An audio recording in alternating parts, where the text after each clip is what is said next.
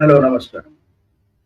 Iran మరియు Israel యొక్క యుద్ధం ఇన్ని రోజులైనప్పటికీ ఇంకా కొనసాగుతూనే ఉంది. పైగా రోజు రోజుకు అది శక్తివంతమైనటువంటి పేలుళ్లతో ముందుకెళ్తుందనే చెప్పాలి. కానీ మరోవైపు అమెరికాలో డొనాల్డ్ ట్రంప్ తీసుకున్నటువంటి ఈ నిర్ణయానికి కాస్త వ్యతిరేకమైనటువంటి స్వరాలు కూడా వినిపిస్తున్నాయి. ప్రత్యేకంగా వైస్ ప్రెసిడెంట్ జేడి వ్యాన్స్ కూడా కాస్త అసంతృప్తిగా ఉన్నారన్నట్టు కూడా వార్తలు వస్తున్నాయి. నిన్న అక్కడ ఉన్నటువంటి ఒక కౌంటర్ టెర్రరిజం యొక్క అధినేత అమెరికాలో ఆయన జేడి వ్యాన్స్ తో సమావేశం జరిపిన తర్వాత దీని మీద రాజీనామా పెట్టేశాడు. దీనివల్ల వియోజిపుతో, ఎందుకంటే అనవసరంగా మనం ఇరాన్ తో యుద్ధంలో పాల్గొన్నాం, దానివల్ల అమెరికాకు చాలా నష్టం వాటిల్లుతుంది అన్న అభిప్రాయంతో అమెరికా ప్రజల్లో కూడా కాస్త భిన్నమైనటువంటి స్వరాలు వినిపిస్తున్నప్పటికీ అక్కడ అధికార వర్గంలో కూడా ఇలాంటి భిన్న స్వరాలు వినిపిస్తున్నాయి. కొంతమంది డొనాల్డ్ ట్రంప్ ను బహిరంగంగానే ఈ విషయంలో విమర్శిస్తున్నారన్నది ఒకవైపు ఉన్నప్పటికీ ఇజ్రాయిల్ ప్రజలు కానీ, ఇజ్రాయిల్ భరణాధికారులు కానీ, ఇజ్రాయిల్ ప్రభుత్వం కానీ పూర్తి శక్తివంతంగా ఇరాన్ని ఈ అవకాశాన్ని పూర్తిగా వినియోగించుకుంటూ రోజు రోజుకు ఇరాన్ పై అతి శక్తివంతమైనటువంటి దాడులను నిర్వహిస్తుంది. ప్రత్యేకంగా నిన్న ఆ ఇరాన్ లో ఉన్నటువంటి అతి ప్రధానమైనటువంటి ఇద్దరిని మళ్ళీ వాళ్ళు హతమార్చారు.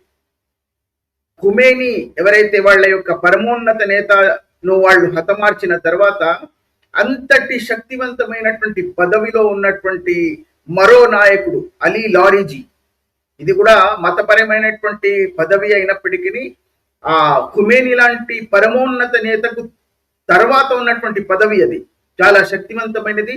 ఇప్పుడు ప్రస్తుతం ఉన్నటువంటి ఆ భరణంలో పూర్తి అధికారము, పూర్తి బాధ్యత, పూర్తి నిర్ణయాలు తీసుకోగలిగినటువంటి శక్తివంతమైనటువంటి పదవిని నిర్వహించినటువంటి అలీరాజుని కూడా హతమార్చారు. అది మాత్రమే కాదు, మరో ప్రధానమైనటువంటి ఇంకొక నేతను కూడా వాళ్ళు ఇజ్రాయిల్ హతమార్చారు. వాళ్ళు దాంట్లో నుంచి ఏ మాత్రం వెనక్కి తగ్గడం లేదు. వాళ్ళ యొక్క శక్తివంతమైనటువంటి ఆ పేలుళ్లను వాళ్ళు ఇరాన్ మీద ప్రయోగిస్తూనే ఉన్నారు. దానికి మరో నాయకుడు ఎవరు అంటే ఈ వాళ్ళ యొక్క రహస్యాన్వేషణ సంస్థ ఏదైతే ఉందో ఇరాన్ యొక్క, దాని యొక్క అధినేత ఇస్మాయిల్ ఖతీబ్, ఆయనను కూడా హతమార్చేస్తారు. అంటే ఇంత శక్తివంతంగా ఇరాన్ మీద ఇజ్రాయిల్ దాడులు చేస్తూ అక్కడ ఉన్నటువంటి ముఖ్యమైనటువంటి నాయకులను మొత్తం హతమారుస్తూ ముందుకు వెళ్తున్నప్పుడు ఇరాన్ కూడా ఇజ్రాయిల్ పై బాంబుల వర్షం కురిపిస్తుంది. కానీ ఇజ్రాయిల్ కు అది పెద్దగా ప్రభావం చూపించడం లేదు. పైగా కొన్ని చోట్ల అది ప్రతిరోధ సంవిధానాన్ని దాటుకొని ఇజ్రాయిల్లో వచ్చి పేలుతున్నప్పటికీ మనిషి నష్టం జరగడం లేదు. పెద్దగా వాళ్ళకి ఇజ్రాయిల్ దాని గురించి పట్టించుకోవడం లేదు. శక్తివంతంగా ముందుకెళ్తుంది. కానీ అమెరికాలో భిన్న స్వరాలు ఉన్నప్పటికీ ఇజ్రాయిల్లో అలాంటి భిన్న స్వరాలు కానీ కేవలం ఏకాభిప్రాయంతో వాళ్ళు శక్తివంతంగా ఇరాన్ పై దాడి చేస్తున్నారు. అప్పుడు వేరే దారి లేక ఇరాన్ శత్రువులపై దాడి చేసే శక్తి లేక, దొంగలను పట్టుకోవడానికి శక్తి లేక దొరికిన వాడిని పట్టుకున్నట్టుగా వాళ్ళ చుట్టుపక్కల ఉన్నటువంటి కొన్ని అరబ్ దేశాలపై వాళ్ళు ఇంకా శక్తివంతమైనటువంటి బాంబుల వర్షం కురిపిస్తున్నారు. ఇంతకు ముందు ఇరాన్ కానీ, ఇటువైపు అమెరికా, ఇజ్రాయెల్ కానీ ఈ చమురు నిల్వలపై కానీ దాడులు చేయలేదు ఎక్కువగా. ఇరాన్ కూడా పాటించింది. ఎందుకంటే ఈ సున్నీ అరబ్ రాజ్యాలపై వాళ్ళు బాంబుల వర్షం కురిపించి వాళ్ళను నష్టం వాటిల్లడానికి ప్రయత్నాలు చేసినప్పటికీ వాళ్ళ చమురు బావులపై, చమురు శుద్ధీకరణ కేంద్రాలపై వాళ్ళు ఎప్పుడు కూడా ఈ అగ్ని బాంబులను విసరలేదు. అక్కడ దాన్ని నాశనం చేయడానికి వాళ్ళు ప్రయత్నించలేదు, ఇరుపక్షాలు కూడా. కానీ నిన్న ఇరాన్ చేసినటువంటి అతి దారుణమైనటువంటి అతి పెద్ద దాడిలో ఒకవైపు ఖతర్లో ఉన్నటువంటిది, అంటే ఇక్కడ ప్రపంచంలోనే ఈ ప్రకృతివాదకమైనటువంటి గ్యాస్ నిల్వలు ఖతర్లో చాలా అధికంగా ఉన్నాయి. ప్రపంచం మొత్తం మీద వాళ్ళు చమురు నిల్వల కంటే కూడా వాళ్ళ ప్రకృతి వాదకం ఎక్కువగా ఉంటుంది ఖతర్లో. దానిపై ఆధారపడి సంపన్న దేశంగా మారినటువంటి దేశం అది. ఒకప్పుడు ఇరాన్తో సఖ్యతగా ఉన్న వాళ్ళు ఇరాన్తో యుద్ధం చేయడానికి ఎప్పుడు కూడా కాంక్షించలేదు. వాళ్లతో చాలా సఖ్యతగా కూడా ఉన్నటువంటి దేశం అది. కానీ ఆ ఖతర్ లాంటి ఆ దేశం మీద వాళ్ళు నిన్న ఆ ప్రకృతి వాదకం యొక్క నిలువలపై దాడి చేశారు. ఇప్పుడు పరిస్థితి ఎలా మారిపోయిందంటే ఖతర్ స్వయంగా రంగంలోకి దిగి యుద్ధంలో పాల్గొనే విధంగా ఆ పరిస్థితులు మారాయని చెప్పవచ్చు. ఇరాన్ అంతటితో ఆగకుండా ఒకవైపు సౌదీ అరబ్ రియాద్ లాంటి వాళ్ళ యొక్క ముఖ్య నగరమైనటువంటి రియాద్ లో కూడా వాళ్ళ యొక్క చమురు నిల్వలపై, చమురు శుద్ధి కేంద్రాలపై కూడా వాళ్ళు దాడులు చేయడం ప్రారంభించారు. అతి ప్రమాదకరమైనటువంటి దారుణమైనటువంటి బాంబుల వర్షం కురిపించారు. సరే, దాన్ని ప్రతిరోధించడానికి అక్కడ ఉన్నటువంటి సంవిధానం, అమెరికా ఏర్పరిచినటువంటి ఆ సంవిధానం వాళ్ళు దాన్ని నిల్పగలుగుతున్నారు ఆ అగ్నిని. కానీ వాళ్ళు ఆ దాడులు నిలిపడం లేదు. ఇరాన్ అంటే వాళ్ళ దగ్గర ఉన్నటువంటి ఆ శక్తివంతమైనటువంటి పేలుళ్ళు ఇజ్రాయిల్ మీద, అమెరికా మీద వాళ్ళు ప్రయోగించడానికి అంత శక్తి లేనప్పుడు వాళ్ళ పరిసరాల్లో ఉన్నటువంటి ఆ ఇస్లామిక దేశాలు అయినప్పటికీ వాళ్ళు సున్నీ ఇస్లామిక దేశాలు కాబట్టి లోపల వాళ్ళిద్దరికీ ఎప్పుడు జన్మతా శత్రుత్వం ఉంది కాబట్టి దాన్ని ఈ సందర్భాన్ని పురస్కరించుకుని అంటే వాళ్ళు ఇప్పుడు పిచ్చెక్కి ఇరానియన్ అధికారులందరూ, అక్కడ ఉన్నటువంటి భరణాధికారులు పిచ్చి ఎక్కి ఏమి తోచినట్టు రంకెలు వేస్తున్నట్టుగా ప్రవర్తిస్తున్నారు.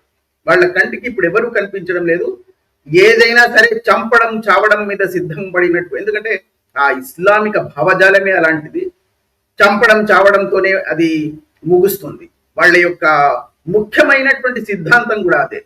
వాళ్లకు ఆ గ్రంథంలో వచ్చినటువంటి ఆదేశాలు, ఆజ్ఞలు కూడా అవే. కాబట్టి వాళ్ళు చంపడం, చావడాన్నే లక్ష్యంగా పెట్టుకుని ప్రవర్తిస్తూ ఉంటారు. ఆ దేశం కూడా అలాగే ప్రవర్తిస్తుంది. ఎందుకంటే ఇప్పుడున్నటువంటి సౌదీ అరబ్, యుఏఈ లాంటి దేశాలు కాస్త ఆ కఠినమైనటువంటి ఆ భావజాలం నుంచి దూరంగా నిలబడి వాళ్ళు తమ దేశాలను పురోగమనం వైపుకు కొనసాగించడానికి ప్రయత్నాలు చేస్తున్నారు.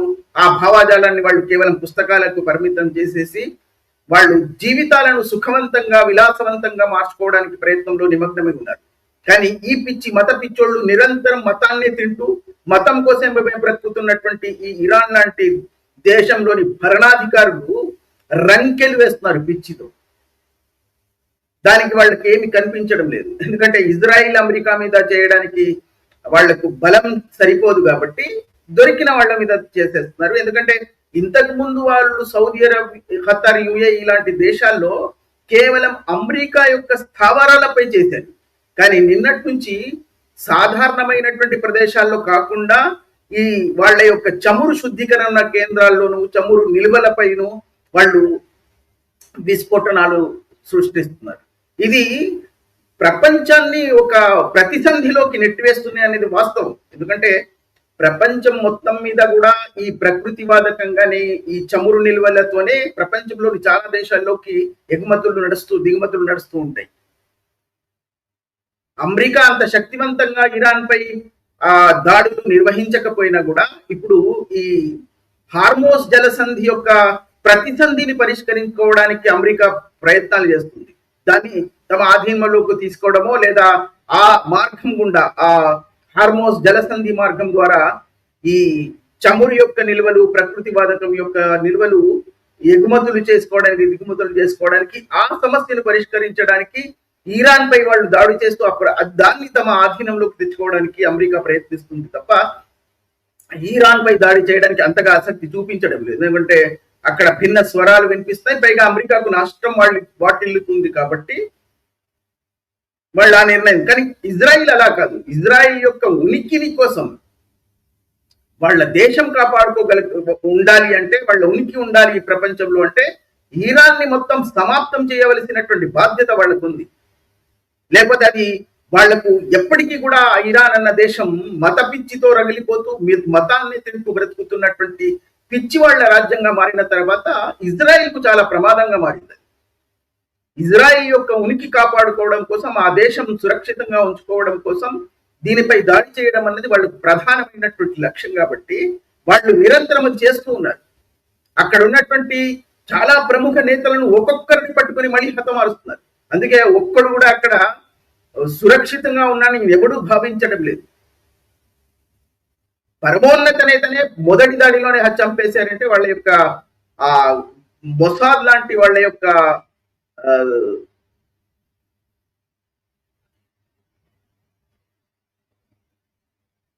రహస్య అన్వేషణ సంస్థ ఎంత శక్తివంతంగా ప్రవర్తిస్తుందో వాళ్ళు దానికి రుజువు. ఇప్పుడు నిన్న ఇంత పెద్ద ఖుమేనీ తర్వాత అంతటి ప్రాధాన్యం ఉన్నటువంటి పదవిలో ఉన్నటువంటి అలీ లారెన్స్ ని కూడా వాళ్ళు నిన్న హతమార్చేది.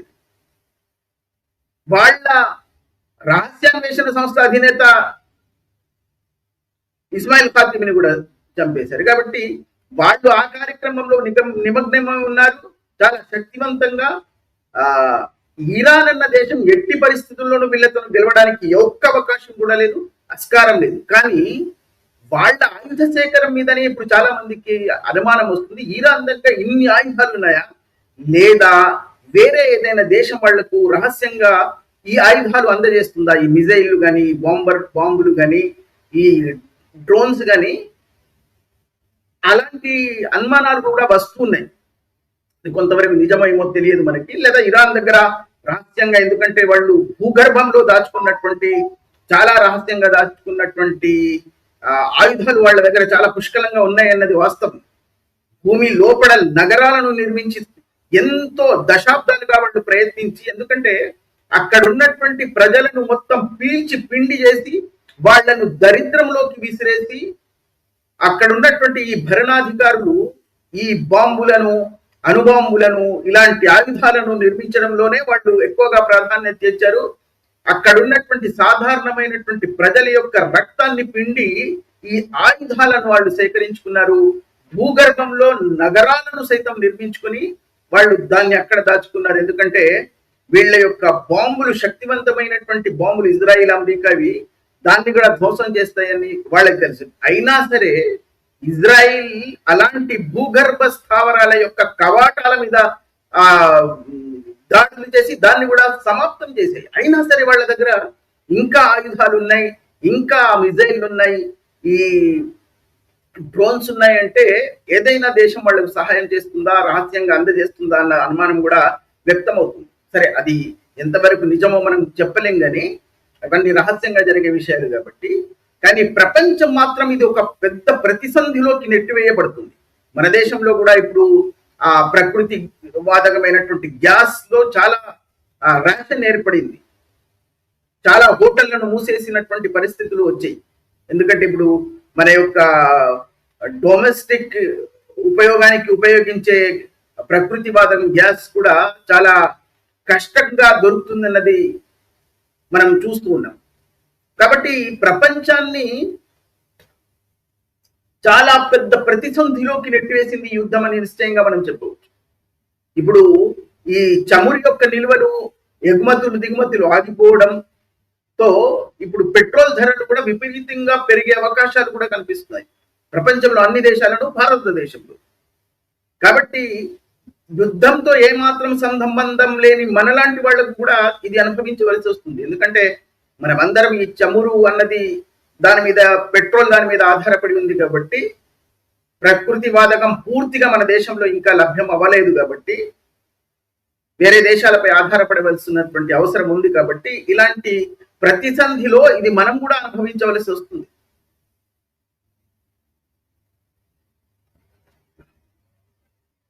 ఇప్పుడు మొత్తం ఈ విపణి, ప్రపంచంలోని విపణి మొత్తం తారుమారైపోయింది. విమానాలు ఎక్కడిదక్కడ ఆగిపోయాయి.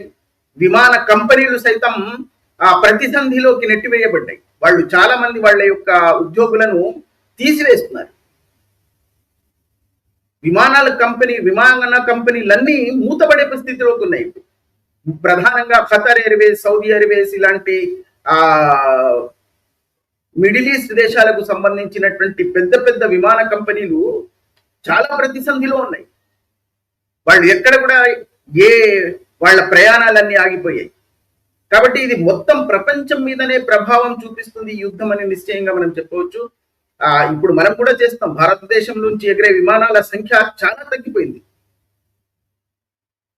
పైగా ఇలాంటి ఆడంబర విమానాలతో స్థాపించబడినటువంటి విమాన కంపెనీలు ఖతర్ ఎయిర్వేస్ లాంటి, ఇతిహాద్ లాంటి ఈ కంపెనీలు కూడా చాలా పెద్ద సమస్యను ఎదుర్కొంటున్నాయి. ప్రతిసంధిలోకి నెట్టివేయబడ్డాయి.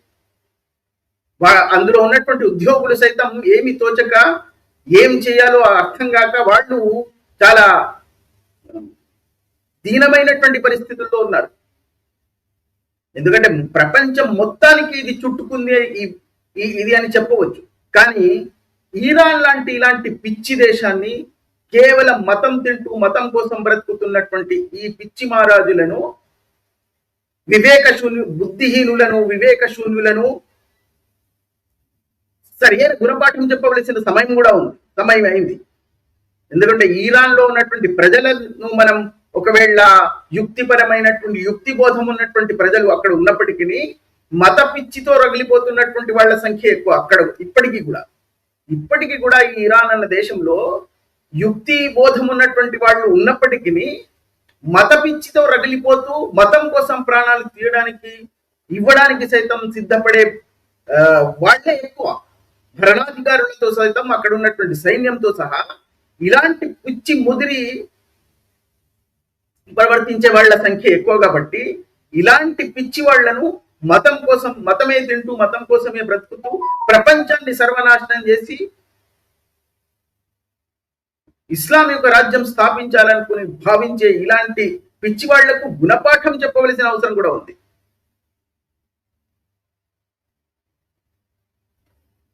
కానీ దాని కారణంగా ప్రపంచం మొత్తం ఒక ప్రతిసంధిలోకి నెట్టివేయబడుతుంది. పైగా ఇప్పుడు చాలా తొందరగా ఈ హార్మోస్ జలసంధి యొక్క ఆ మార్గాన్ని, సముద్ర మార్గాన్ని ఒకవేళ సుగమం చేయకపోతే మన దేశంలో కూడా చాలా చమురు నిల్వలు మన దగ్గర కూడా చాలా తక్కువ. కాబట్టి పెట్రోల్ ధరలు విపరీతంగా పెరిగిపోయే అవకాశాలు ఉన్నాయి. గ్యాస్ అసలు దొరకకుండా ఉండే అవకాశాలు కూడా కనిపిస్తున్నాయి. కాబట్టి ముందు జాగ్రత్త చర్యగా ప్రభుత్వాలు దాని మీద చాలా అత్యవసరమైనటువంటి దృష్టి సారించి పరిస్థితులను సక్రమంగా ఉంచుకోవడానికి ప్రయత్నాలు జరుగుతున్నప్పటికీ విదేశాల నుంచి రావాలి. అందులో మొత్తం ప్రపంచంలో ఈ చమురు నిల్వలు ఎగుమతులు జరగాలి అంటే 20% ప్రపంచంలో జరిగే ఎగుమతుల్లో 20% ఈ హార్మోస్ జలసంధి నుంచే ప్రయాణం చేస్తాయి. అందుకే అమెరికా ఇప్పుడు వాటన్నిటిని వదిలేసి ఈ హార్మోస్ జలసంధి యొక్క సమస్యను పరిష్కరించడానికి సిద్ధపడుతుంది. అది ఎంతవరకు సమస్య పరిష్కారం అవుతుంది, ఇరాన్ చేతుల్లో నుంచి దాన్ని తమ ఆధీనంలోకి వీళ్ళు తీసుకోగలుగుతారా లేదా అన్నది మనం కాలమే నిర్ణయించాలి. ఇజ్రాయిల్ మాత్రం మాత్రం వెనక్కి తగ్గకుండా వాళ్ళకు చిన్న చిన్న నష్టం జరుగుతున్నప్పటికీ వాళ్ళు మరింత శక్తివంతంగా వాళ్ళ మీద ఎందుకు చేస్తున్నారు ఇరాన్ మీద అంటే అది వాళ్ళ నిలనీపు, లేకపోతే ఆ దేశం మిగలకుండా పోతుంది. ఎందుకంటే ఇరాన్ అన్న దేశం యొక్క పూర్తి విశ్వాసమైనటువంటి సిద్ధాంతం ఏమిటంటే ప్రపంచం నుంచి యూదులను మొత్తం తుడిచివేయాలి, ఆ దేశమే ఉండకూడదు, ఒక్క యూదుడు కూడా మిగలకూడదు అన్నది వాళ్ళ మతపరమైనటువంటి విశ్వాసం. ఆ మతపరమైనటువంటి విశ్వాసాన్ని కూచా తప్పకుండా అమలు చేయడానికి వాళ్ళు దేనికైనా సిద్ధపడే రకం. కాబట్టి అలాంటి వాళ్లకు గుణపాఠం నేర్పించకపోతే ఇజ్రాయిల్ ఉనికి లేకుండా పోతుంది. కాబట్టి వాళ్ళ ఉనికికి సంబంధించినటువంటి విషయం కాబట్టి వాళ్ళు అన్నిటినీ కంటే ఎక్కువగా ప్రాధాన్యత ఇచ్చి దీని యొక్క నోరు మూయించి వాళ్ళ విషపు పొరలు మొత్తం పీకివేయడానికి ఈ సందర్భాన్ని ఇజ్రాయిల్ బాగా ఉపయోగించుకోవాలి కూడా, లేకపోతే ఇజ్రాయిల్ అనే దేశానికి ఉనికి లేకుండా పోతుంది. ఏది ఏమైనప్పటికీ ప్రపంచంలో జరగబోయే ప్రతిసంధి గురించి ఆలోచించవలసినటువంటి అవసరం ఉంది. ఎంత తొందరగా ఈ సమస్యకు పరిష్కారం లభిస్తే ప్రపంచమంతా శాంతంగా, సుఖంగా, సౌలభ్యంగా బ్రతకగలిగే అవకాశం ఉంటుంది తప్ప ఈ ఒకవేళ యుద్ధం ఇలాగే కొనసాగుతూ ఉంటే ఇంకా మరిన్ని సమస్యలతో మనం కూడా ఆ సమస్యలను ఎదుర్కోవాల్సి వస్తుంది. ఏది ఏమైనప్పటికీ కాలం నిర్ణయిస్తుంది, మనం ఎదురు చూద్దాం.